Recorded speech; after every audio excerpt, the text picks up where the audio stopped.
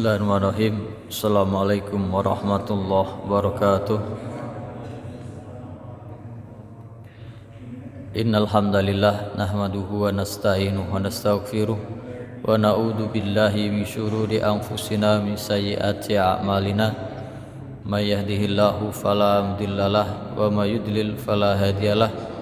Asyhadu an la ilaha illallah wahdahu la syarikalah wa asyhadu anna Muhammadan abduhu wa rasuluh la nabiyya ba'dah. Alhamdulillah, segala puji hanya bagi Allah atas segala nikmatnya, atas segala karunia anugerahnya, segala taufik hidayah dan inayahnya, sehingga kita bisa hadir di masjid yang insyaallah penuh barokah ini. Hendaknya kita senantiasa bersyukur kepada Allah Subhanahu wa taala dengan bertakwa kepada Allah, menjalankan perintahnya dan menjauhi segala apa yang dilarangnya. Semoga amal ibadah kita diterima di sisi Allah Subhanahu wa taala. Amin ya rabbal alamin. Salawat dan salam kita sampaikan kepada Nabi kita Muhammad sallallahu alaihi wasallam. Semoga kita termasuk umatnya yang kelak diberi syafaat di hari kiamat atas izin Allah Subhanahu wa taala. Alhamdulillah, kita melanjutkan pembahasan kemarin yang di antara hikmah Allah Subhanahu wa taala menurunkan para nabi dan rasul adalah untuk mengajak manusia, mengingatkan manusia untuk hanya menyembah kepada Allah Subhanahu wa taala. Dan ini adalah tugas utama daripada nabi dan rasul yang diutus kepada umat manusia sejak zaman dahulu sampai nabi terakhir, nabi akhir zaman, yaitu nabi kita Muhammad sallallahu alaihi wasallam. Di dalam surat Al-A'raf yang di antara isinya adalah cerita tentang nabi-nabi, para nabi dan rasul yang diutus kepada masing-masing umatnya, selalu diawali perkataan para nabi dan rasul itu untuk mengesahkan Allah Subhanahu wa taala.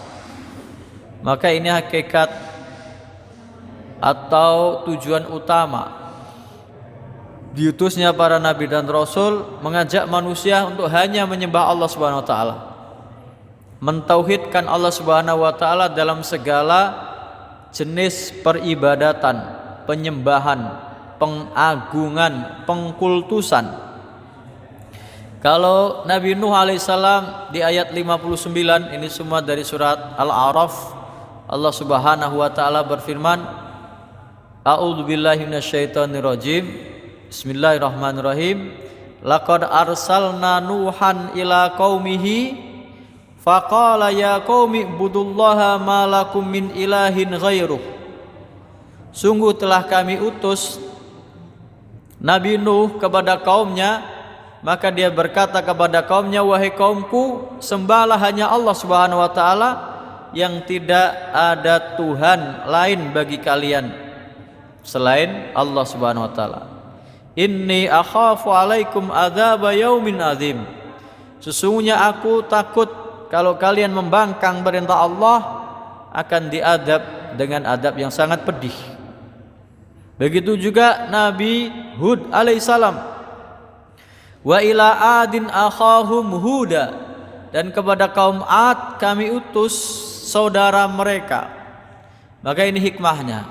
Jadi para nabi dan rasul itu dari kalangan mereka sendiri, bukan diimpor dari negara lain. Maka disebut akhahum, saudara mereka, karena tinggal bersama mereka. Nabi Hud alaihissalam, apa yang dikatakan oleh Nabi Hud? Qala ya qaumi ibudullaha ma lakum ilahun min ilahin ghairuh afala tattaqun. Sama, wahai kaumku, sembahlah hanya Allah yang tidak ada Tuhan bagi kalian selain Dia. Kenapa kalian tidak mau bertakwa? Demikian juga Nabi Salih. Wa ila Samud akhahum Salihah. Dan kepada kaum Samud, ini generasi setelah kaum Ad, Nabi Salih. Qala ya qaumi ibudullaha ma lakum min ilahin ghairu. Sama semuanya. Wahai kaumku, sembahlah hanya Allah yang tidak ada Tuhan bagi kalian selain Dia. Dan demikianlah semuanya Nabi Syuaib, wa ila madyana akhahum syuaiba, kepada kaum Madyan saudara mereka Nabi Syuaib. Qala ya qaumi ibudullaha ma lakum min ilahin ghairuh, wahai kaumku, sembahlah hanya Allah, tidak ada Tuhan lain bagi kalian selain Allah Subhanahu wa taala.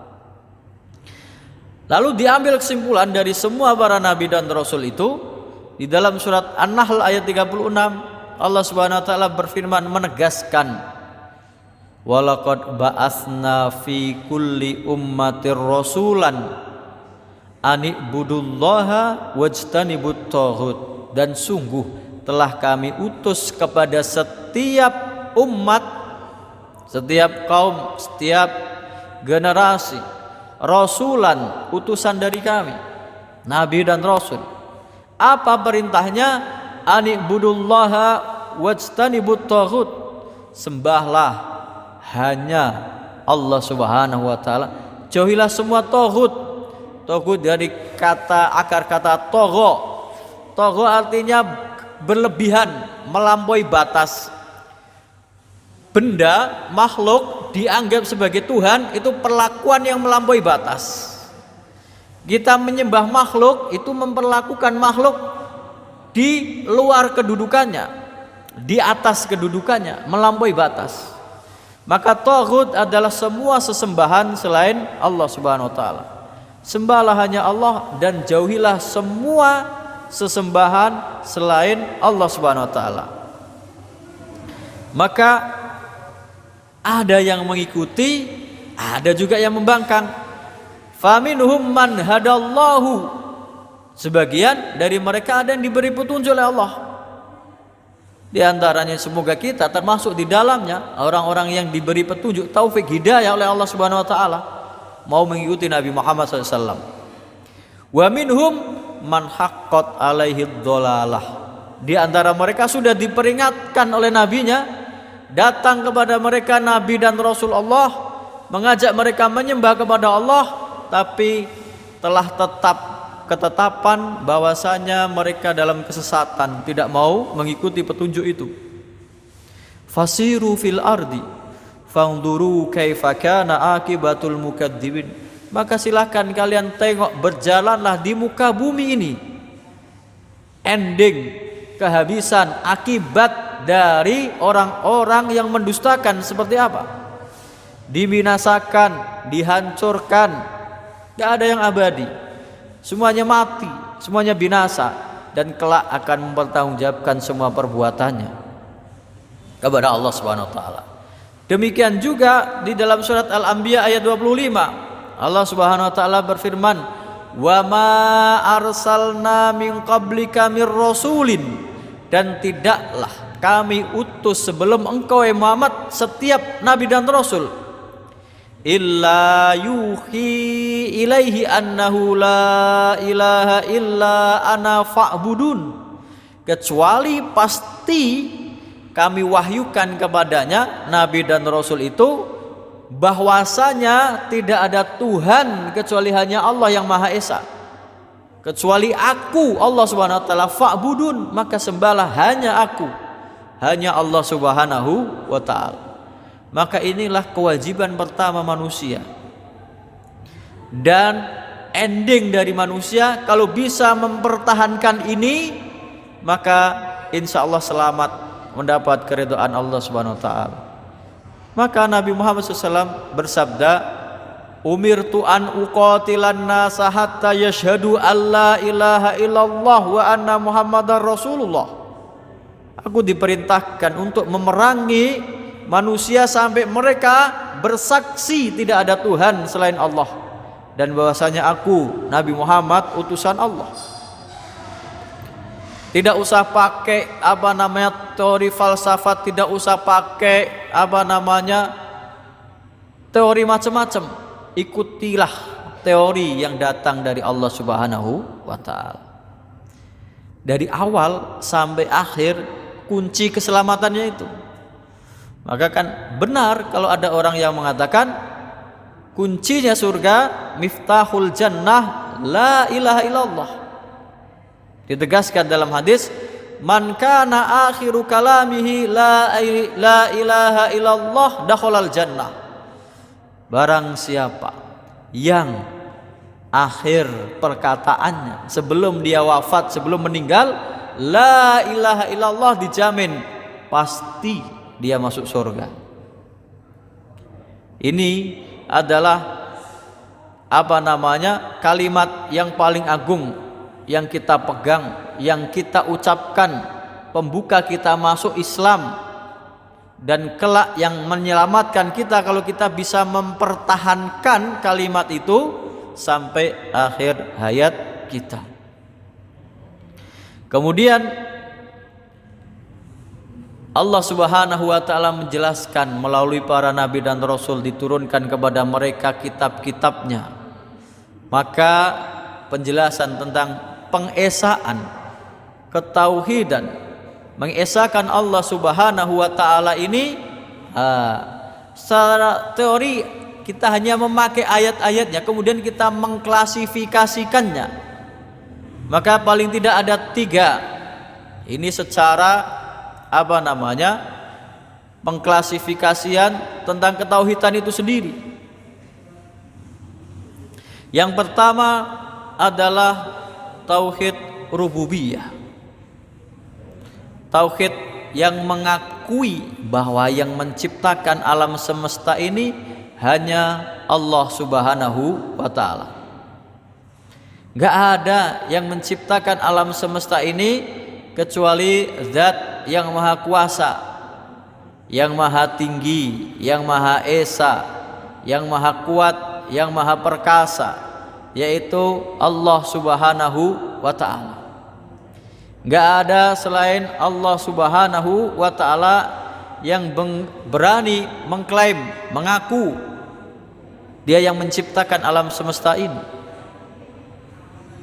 Maka dalam surat Al-A'raf ayat 54 Allah Subhanahu wa taala berfirman, inna rabbakumullahu alladzi khalaqas samawati wal arda fi sittati ayyamin tsumma stawa 'alal arsy. Sesungguhnya Tuhan kalian Rabb itu yang menciptakan, mengelola, mengatur, menghidupkan, mematikan, memberi rizki. Sesungguhnya Rabb kalian, Tuhan kalian adalah Allah Subhanahu wa taala yang telah menciptakan langit dan bumi dalam 6 masa. Ada yang menafsirkan 6 hari, ada yang menafsirkan 6 tahun, tapi dalam kata aslinya fi sittati ayyam, 6 masa. Summastawa 'alal arsy, kemudian beristiwa di atas arasnya Allah Subhanahu wa taala. Yughshil lailan nahara yatlubuhu hasitha wasyamsa wal qamara wan nujuma musakhkharatin bi amri. Dialah Allah Subhanahu wa taala yang memasukkan malam ke dalam siang, menumbuhkan tanam-tanaman, menundukkan matahari, bulan, bintang, semuanya tunduk perintah Allah Subhanahu wa taala. Diatur alam semesta ini dengan rinci, dengan detail, tidak ada yang terlepas, tidak ada yang tidak diurusi. Ala lahul khalqu wal amru, bahwa ketahuilah dialah yang mempunyai kekuatan untuk menciptakan, dia pula yang menetapkan hukum bagi alam semesta ini. Tabarakallahu rabbul alamin, maha suci Allah, Tuhan semesta alam. Allah yang menciptakan, Allah yang mengatur peredaran alam semesta raya ini, Allah yang menciptakan manusia penghuni di atas bumi ini, Allah yang menurunkan air dari langit, hujan, dan memberikan rizki kepada manusia. Diurusi dengan detail. Dalam surat Al-An'am ayat 59 Allah Subhanahu wa taala berfirman, wa indahu mafatihul ghaibi la ya'lamuha illahu. Di sisi Allah, kepunyaan Allah, mafatihul ghaib, perbendaharaan kunci-kunci pengetahuan tentang alam ghaib, la ya'lamuha illahu, Tidak ada yang mengetahuinya kecuali hanya Dia, Allah Subhanahu wa taala. Di antaranya tentang hari kiamat.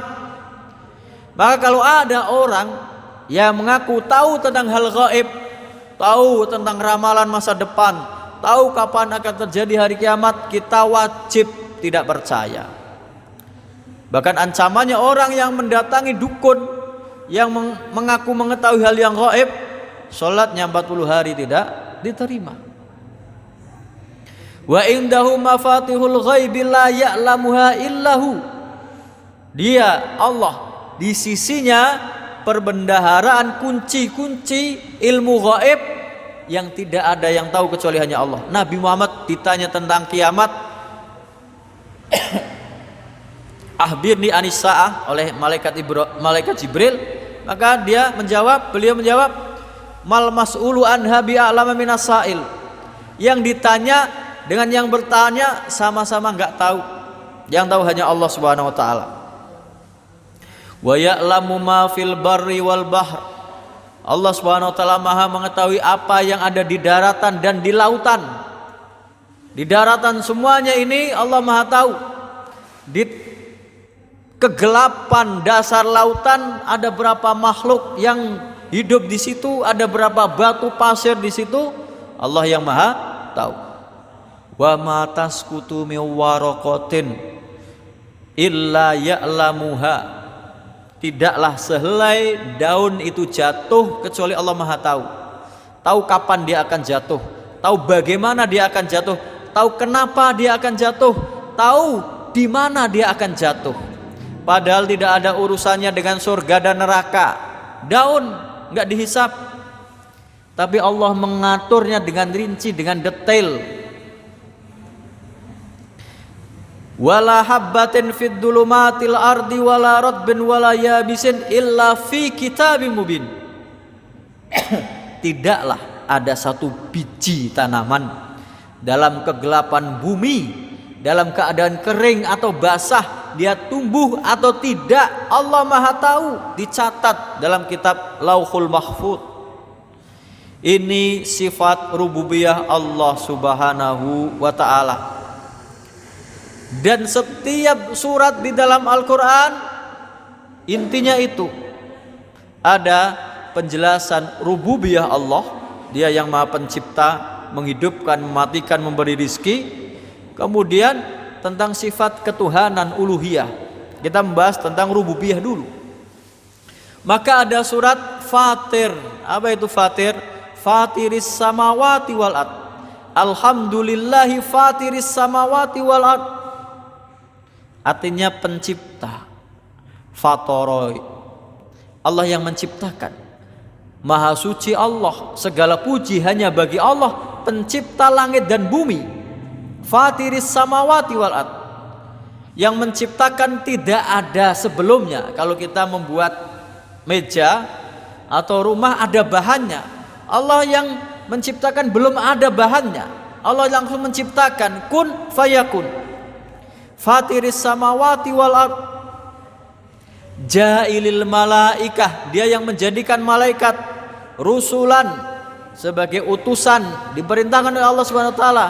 Uli ajnihatin masna wa thulatha wa ruba, yang punya sayap 2, 3, 4, bahkan sayapnya malaikat Jibril memenuhi ufuk. Satu malaikat saja. Yazidu fil khalqi ma yasha, Allah menambah dalam ciptaannya sesuai dengan yang dia kehendaki. Innallaha ala kulli syai'in qadir. Sesungguhnya Allah Subhanahu wa taala Maha berkuasa atas segala sesuatu. Maka tidak ada pencipta selain Allah, tidak ada pemberi rizki selain Allah Subhanahu wa taala. Itu ayat pertama surat Fatih. Ayat ketiganya, ya ayuhan nasu dzkuru nikmatallahi alaikum. Wahai manusia, ingatlah nikmat Allah kepada kalian. Hal min khaliqin ghairullahi yarzuqukum minas sama'i wal ard. Apakah ada pencipta yang lain yang mengaku menciptakan langit dan bumi ini, yang memberi rizki kepada kalian dari langit dan bumi? Gak ada. La ilaha illallah. La ilaha illa huwa fa anna tu'fakun. Tidak ada Tuhan selain Dia, Allah Subhanahu wa taala. Fa anna tu'fakun, bagaimana bisa kalian dipalingkan dari Allah Subhanahu wa taala? Dan secara naluri, secara fitrah, semua manusia dilahirkan dalam fitrah. Maka kedua bapak dan ibunya yang menjadikannya yuhawidanihi au yunassiranihi, menjadikan dia Yahudi atau Nasrani, karena fitrah manusia percaya bahwasanya Tuhan pencipta langit dan bumi, pemberi rizki, yang menghidupkan mematikan hanya satu, Allah Subhanahu wa taala. Itu kalau fitrahnya belum dirusak. Maka sesungguhnya orang-orang musyrik sekalipun itu hakikatnya mengakui rububiyah Allah Subhanahu wa taala. Banyak ayat di dalam Al-Qur'an. Surat Az-Zukhruf ayat 9 disebutkan Allah Subhanahu wa taala berfirman, "Wala in sa'altahum man khalaqas samawati wal arda la yaqulunna khalaqahunnal azizul alim." Kalau kalian tanya kepada mereka, manusia semuanya, bahkan orang-orang musyrik, man khalaqas samawati wal arda, siapa yang menciptakan langit dan bumi? La yaquluna khalaqahunnal azizul alim. Mereka pasti akan menjawab yang menciptakan itu semua adalah yang maha perkasa, yang maha mengetahui, Allah Subhanahu wa taala. Dalam surat Luqman ayat 25 dan 26, wala in sa'altahum man khalaqas samawati wal arda la yaqulunna Allah. Kalau kamu tanya kepada mereka orang-orang musyrik, siapa yang menciptakan langit dan bumi, pasti mereka yang mengatakan, menjawab, yang menciptakan semua itu Allah Subhanahu wa taala. Qulil hamdulillah, katakanlah alhamdulillah, segala puji hanya bagi Allah. Bal aktsaruhum la ya'lamun, tapi kebanyakan mereka tidak tahu konsekuensi dari rububiyah. Kalau yang menciptakan semua Allah Subhanahu wa taala, yang memberi rizki Allah Subhanahu wa taala, maka harusnya uluhiyahnya, menyembahnya hanya kepada Allah Subhanahu wa taala. Lillahi ma fis samawati wal ard, semuanya kepunyaan Allah, semua yang ada di langit dan di bumi. Innallaha huwal ghaniyul hamid, sesungguhnya Allah Subhanahu wa taala maha kaya, maha terpuji. Gak bisa didebat kalau yang menciptakan. Bahkan orang ateis pun kalau didesak pasti akan mengakui pencipta itu hanya satu, Tuhan yang Maha Esa. Orang yang ateis mengatakan tidak mengakui adanya Tuhan, ditanya saja, apakah kalian percaya bahwa HP ini bisa muncul tiba-tiba muncul dengan sendirinya, tersusun dengan sendirinya, bisa berfungsi dengan baik tanpa ada yang menciptakannya? Semua orang yang sehat akalnya, yang rasional, yang sehat jasmani rohaninya pasti mengatakan tidak mungkin ada alat secanggih ini tiba-tiba muncul, tersusun dengan rapi, berfungsi dengan baik kalau tidak ada yang menciptakan. Sesederhana meja ini, apakah tiba-tiba mungkin ada kayu tiba-tiba saling bertabrakan muncul tersusun menjadi meja? Gak mungkin. Pasti ada yang menciptakan.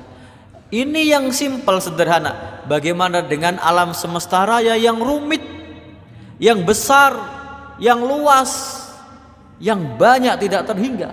Pasti ada yang menciptakan, gak mungkin tidak. Semua orang pasti akan mengakui. Surat Al-Ankabut ayat 61, Allah Subhanahu wa taala berfirman, wala in sa'altahum man khalaqas samawati wal arda wa sakhkharas syamsa wal qamara la yaqulunna Allah fa anna yufakun. Kalau kamu tanya kepada orang-orang musyrik, siapa yang menciptakan langit dan bumi, yang menundukkan matahari, bulan, pasti mereka akan menjawab Allah Subhanahu wa taala. Tapi kenapa mereka bisa dipalingkan dari Allah Subhanahu wa taala? Dan tidak mungkin Tuhan lebih dari satu. Tidak mungkin. Kalau ada Tuhan lebih dari satu, maka ada beberapa kemungkinan. Satu dengan yang lain keinginannya berbeda. Lalu keinginannya berbeda bagaimana kalau terjadi bentrok seperti itu, kalau Tuhannya lebih dari satu? Kalau Tuhan lebih dari satu ingin menghidupkan, yang satu ingin menghidupkan orang ini, yang satu ingin mematikan. Lalu bagaimana, apa yang akan terjadi? Ada beberapa kemungkinan. Kemungkinan nggak jadi semua karena sama-sama kuat, atau jadi salah satu. Berarti itu yang terkuat, itu yang Tuhannya, yang lain kok kalah.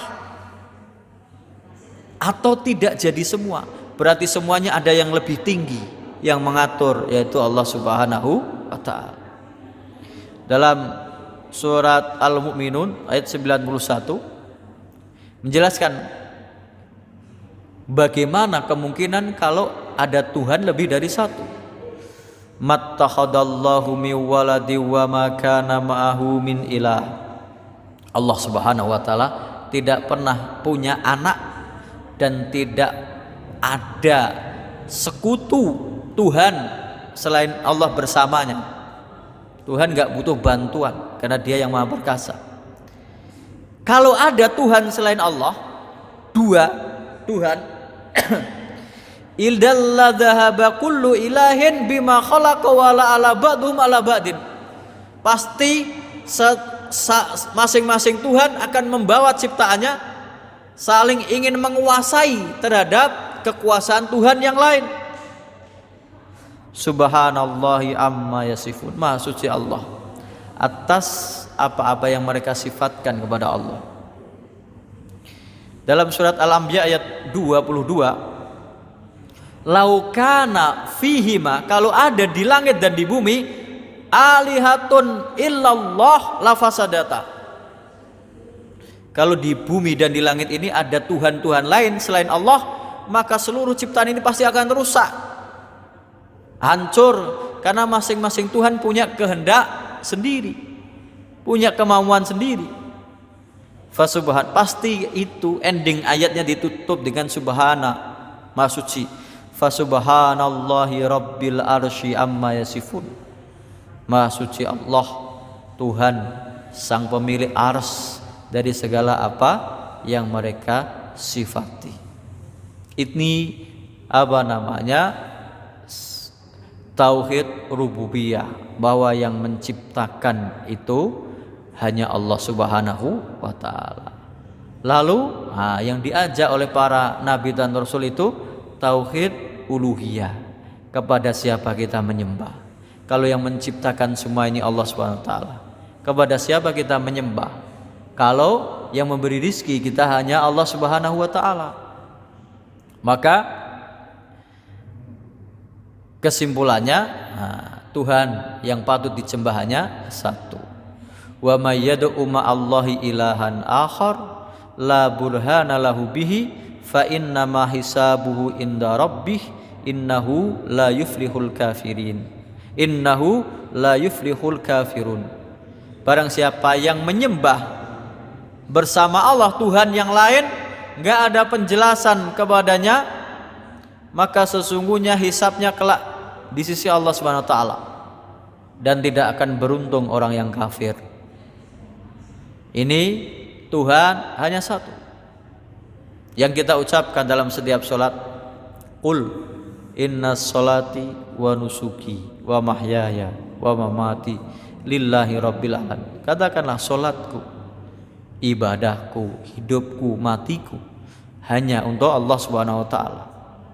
La syarikalah, tidak ada sekutu baginya. Ini tauhid uluhiyah, ketuhanan. Wa bidzalika umirtu wa ana minal muslimin wa ana awwalul muslimin. Tidak ada sekutu baginya, dengan itu aku diperintah dan aku termasuk orang pertama yang berserah diri kepada Allah Subhanahu wa ta'ala. Tapi kenapa ada orang yang sadar pencipta hanya Allah tapi menyembahnya bercabang? Alasannya karena itu bisa mendekatkan diri. Analogi yang salah. Oh, kita kan mau menghadap Tuhan, Sama seperti kita mau menghadap presiden, nggak bisa langsung, harus pakai perantara, harus ke bupati dulu, gubernur dulu, menteri dulu, ajudan dulu. Itu analogi yang salah. Kita menyembah Tuhan langsung. Alasan orang ini ada dijelaskan di dalam Al-Quran surat Az-Zumar ayat 3. Ala lillahi dinul khalis. Kepunyaan Allah lah agama yang murni dari segala kesirikan. Walladzina takhadu min dunihi awliya'a ma na'buduhum illa liyuqarribuna ilallahi zulfa. Alasan orang yang menyembah selain Allah, mereka mengatakan, dan orang-orang yang menjadikan selain Allah sebagai penolong, pelindung, mana buduhum, kami tidak menyembah mereka, kami tidak menyembah pohon, kami tidak menyembah berhala, illa kecuali supaya pohon itu, berhala itu, dewa itu, liyuqarribuna ilallahi zulfa, supaya mereka mendekatkan kami kepada Allah Subhanahu wa taala. Innallaha yahkumu bainahum fima hum fihi yakhtalifun. Kelak Allah Subhanahu wa taala yang akan memberikan keputusan kepada mereka terhadap apa yang mereka perselisihkan itu. Innallaha la yahdi man huwa kadhibun kafar. Sesungguhnya Allah Subhanahu wa taala tidak akan memberi petunjuk kepada orang yang pendusta dan kufur, tidak percaya dengan Allah Subhanahu wa taala. Resikonya apa? Kalau kita menduakan Allah Subhanahu wa taala, seluruh amal kebaikan kita musnah, sirna, hilang, hangus, gak bersisa. Kita susah payah puasa Ramadan sebulan, sholat tarawih, sholat tahajud, baca Quran, membayar zakat, tapi dalam prakteknya kok masih percaya menyembah kepada selain Allah Subhanahu wa taala, mengagungkan selain Allah Subhanahu wa taala. Hilang amalnya. Dalam surat Az-Zumar juga ayat 65, Allah Subhanahu wa taala berfirman, walaqad uhiya ilaika wa ilal ladina min qablika la in asyrakta la yahbatanna amaluk wa la takunanna minal khasirin. Dan sungguh telah kami wahyukan kepada engkau wahai Muhammad dan kepada nabi-nabi sebelum engkau, la in asyrakta, kalau kamu berbuat syirik, la yahbatanna amaluka, amalmu hilang, lenyap, musnah, hangus, wala takunanna minal khasirin, dan kamu termasuk orang-orang yang rugi, capek-capek beramal, payah-payah letih berkorban, tapi hilang lenyap pahalanya kalau kita mensekutukan Allah Subhanahu wa taala. Balillaha fa'bud wa kum minasyakirin, maka hanya kepada Allah lah kamu sembah dan jadilah orang-orang yang bersyukur kepada Allah Subhanahu wa taala.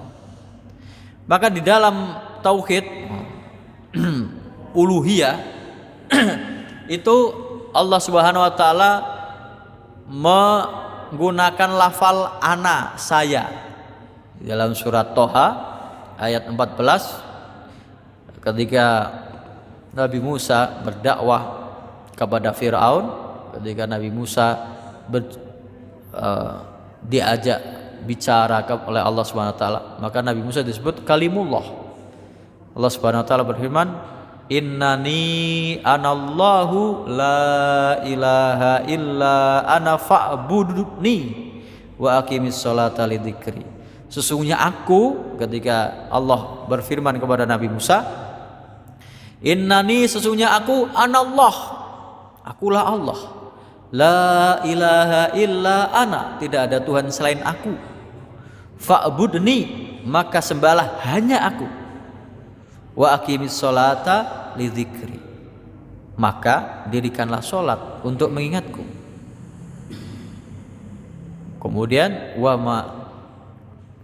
tujuan penciptaan Allah kepada kita semua, jin dan manusia, wa ma khalaqtul jinna wal insa illa liya'budun, dan tidaklah aku ciptakan jin dan manusia kecuali hanya untuk menyembah kepadaku. Nah, apa sebab di antara manusia ini menyembah selain Allah Subhanahu wa taala? Di antaranya adalah karena ghulu, sikap berlebih-lebihan terhadap orang-orang yang dianggap soleh, orang-orang yang dianggap baik. Makanya di antara yang disembah Nabi Nuh alaihissalam itu nabi yang pertama kali diutus oleh Allah Subhanahu wa taala ke muka bumi untuk mengajak manusia menyembah Allah Subhanahu wa taala. Karena yang pertama Nabi Adam alaihissalam belum ada orang yang mengingkari keesaan Allah Subhanahu wa taala. Tapi setelah beberapa generasi maka banyak orang yang menjadikan selain Allah sebagai sesembahan. Di kaumnya Nabi Nuh itu mereka berkata, wa qalu la tadarunna alihatakum wa la tadarunna wadda wa la suwa'a wa la yaghutsa wa ya'uqa wa nasra.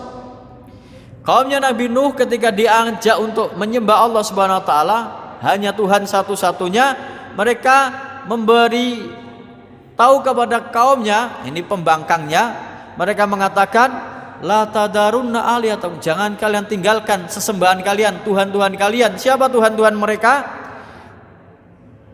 Yaitu Waddan, Suwa, Yaghus, Ya'uq dan Nasra. Dulunya adalah orang-orang solih. Lalu ketika meninggal dunia, sudah mati, dibuat gambarnya supaya diceritakan kepada generasi setelahnya, anak cucunya. Oh, dulu ini kamu punya nenek moyang namanya Waddan, Suwa, Yaghus, Ya'uq, Nasra. Mereka orang-orang baik, mereka banyak berjasa kepada kita. Lalu dijadikan prasasti, belum disembah.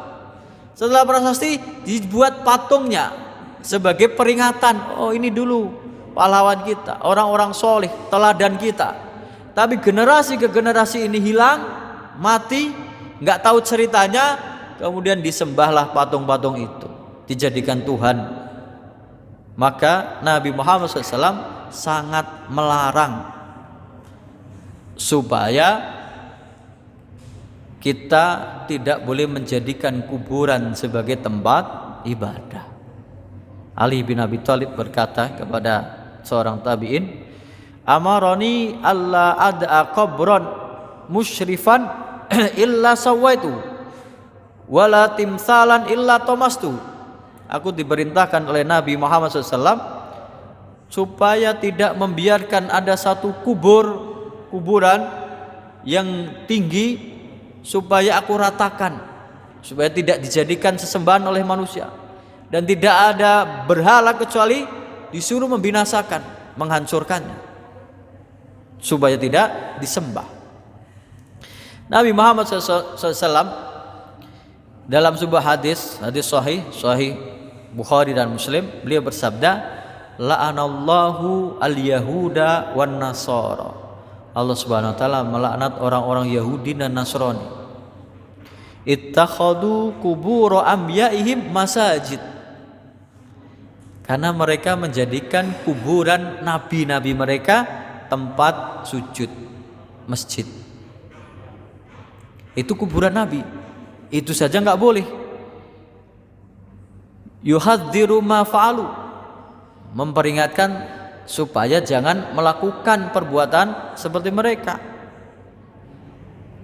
Ini diceritakan kepada Aisyah. Aisyah berkata, walaula dzalika la ubisa qabruhu. Kalau tidak karena larangan ini, pasti kuburan Nabi akan ditinggikan.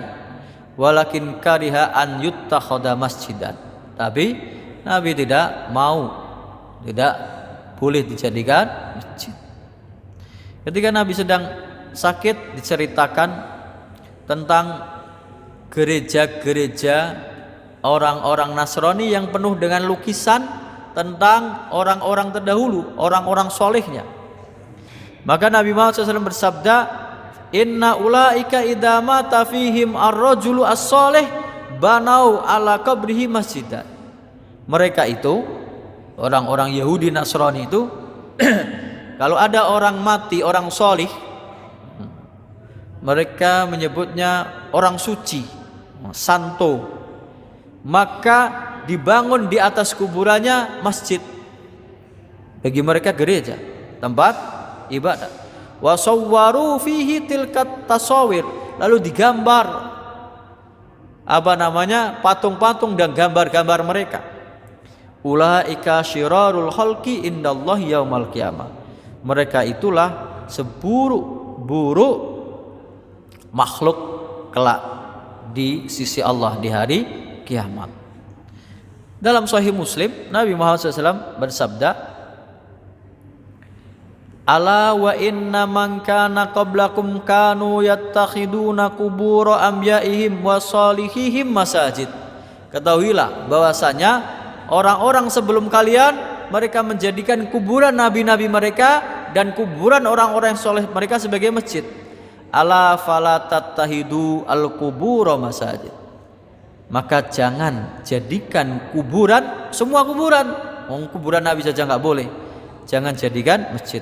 Inni anhaakum an dzalik. Sesungguhnya aku melarang kalian dari perbuatan tersebut.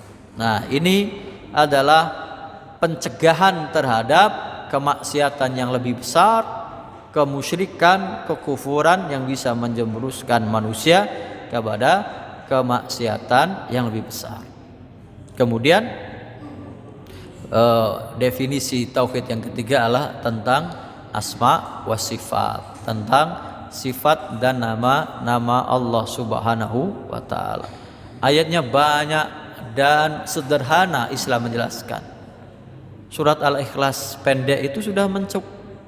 Qul huwallahu ahad, Allah itu Maha Esa. Allahus samad, Allah tempat bergantung semua makhluk. Lam yalid walam yulad, dia tidak dilahirkan dan tidak melahirkan. Walam yakul lahu kufuwan, tidak ada yang sama dengannya. Di dalam surat Asy-Syura ayat 11, Fatirus samawati wal ard, Allah pencipta langit dan bumi. Ja'ala lakum min anfusikum azwaja wa minal an'ami azwaja yadra'ukum fih. Allah yang telah menjadikan bagi kalian pasangan dan bagi binatang juga ada pasangannya supaya kalian bisa tenang di dunia. Laisa kamitslihi syai'un wa huwas samiul basir. Tidak ada sesuatu yang menyerupai dia. Dan dialah Allah yang Maha mendengar, Maha melihat. Berarti semua gambaran kita yang pernah kita lihat itu bukan Allah. Karena Allah bukan gunung, bukan batu, bukan kayu, bukan besi. Semuanya bukan, maka Allah tidak ada yang menyerupainya. Itulah tauhid asma wa sifat. Semoga kita bisa membersihkan diri kita dengan keyakinan yang bersih, murni, menyembah Allah Subhanahu wa taala yang Maha Esa. Mungkin ini yang bisa kita bahas. Wallahu taala alam. Kita tutup dengan doa kafatul majlis. Subhanakallahumma wa bihamdika asyhadu an la ilaha illa anta astaghfiruka wa atubu ilaik. Assalamualaikum warahmatullahi wabarakatuh.